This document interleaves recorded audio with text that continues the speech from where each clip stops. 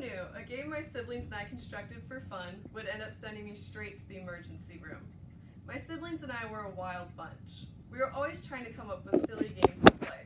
We were competitive. I usually came out on top, so I couldn't disappoint.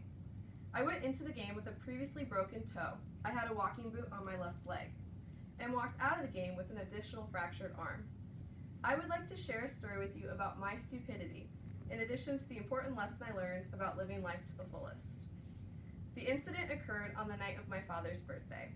My parents were upstairs eating, while the kids played downstairs.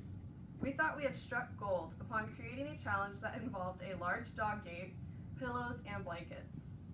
The dog gate looked like this, except it was a little longer. The game consisted of taking all the pillows and blankets we could find and placing them inside the dog gate. The player was then locked in their cage with their hands tied behind their backs. Their hands had to remain tied behind their backs, or else they would be cheating. Once the clock began, the player had to quickly throw as many pillows and blankets as they could over the side of the dog cage in order to make a landing platform. Finally, the player would jump over the tall gate, and whoever could do it the fastest won. My brother went first and safely completed the challenge. I was the most competitive, so I was determined to beat his time. Everything was going smooth until I attempted the jump. Apparently, I had forgotten that I was in a walking boot because it ended up getting stuck while I jumped.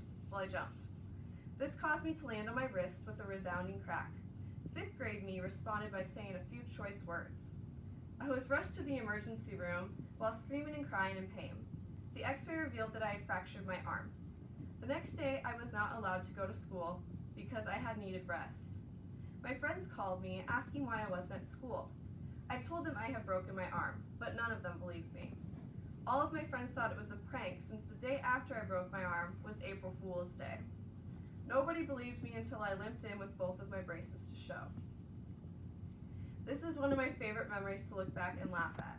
That night, my siblings and I had discovered that a large dog cage was ultimately dangerous if you were dumb enough to launch yourself over it.